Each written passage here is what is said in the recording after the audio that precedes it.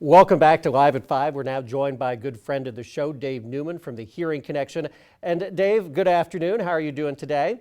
Good. How are you doing, Alan? Doing great. There are lots of reasons for hearing loss out there for sure. And we're Yes. going to talk about an interesting one today, how allergies could possibly affect our hearing. Yes, and so we always kind of think about allergies in the springtime or the fall time at harvest time. I know I grew up in the agriculture area and, getting around corn dust, wheat dust, and just maybe even jumping in, playing in the leaves or breaking leaves, yard waste. That can really create a lot on the senses, can create some allergic reactions.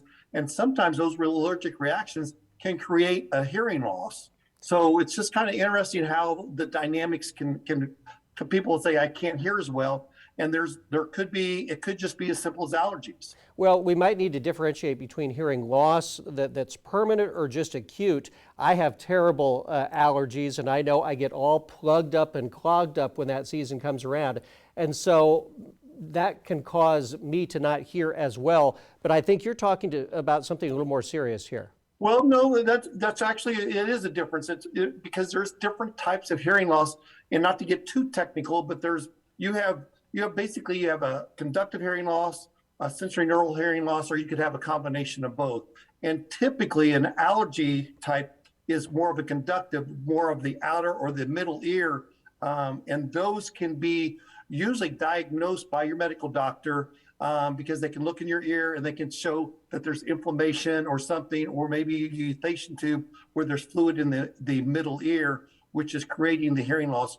So really, and sometimes when you take allergy medicine, sometimes that can help relieve that pressure off the middle ear, which would then relieve the symptom of the hearing loss. So I guess really what I'm just wanting to let people know is when they have these, like I can't hear, maybe it is allergy, and maybe they just need to go see their medical doctor to see if it is something more of an outer or a middle ear issue. So maybe it's just a matter of taking some eardrops instead of making a visit to you. Yeah, and they can actually come in and see me. I'm more than happy to give them a hearing test, because in reality, it's kind of like going to the eye doctor or the dentist. It's always good to get a regular checkup on your hearing about every 3 years, especially if you're over the age 55. If you haven't had a checkup on hearing, I give free hearing tests, and it's just a good, kind of a touch base. Now, and with the allergies, some people get affected more over time, and so that might be another age issue incoming as well. Absolutely. Yeah, sometimes people grow out of them and some people grow into them. All right. Well, Dave, how can folks reach you if they've got more concerns, questions about their hearing?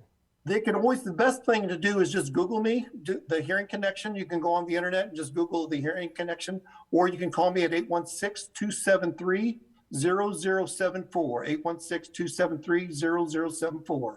You got it, Dave Newman from the Hearing Connection. Always good to talk to you. Thanks for joining us today. You bet. We'll see you. All right. Bye. Thank you as well. Stay with us on Live at 5. We'll be back with more after this.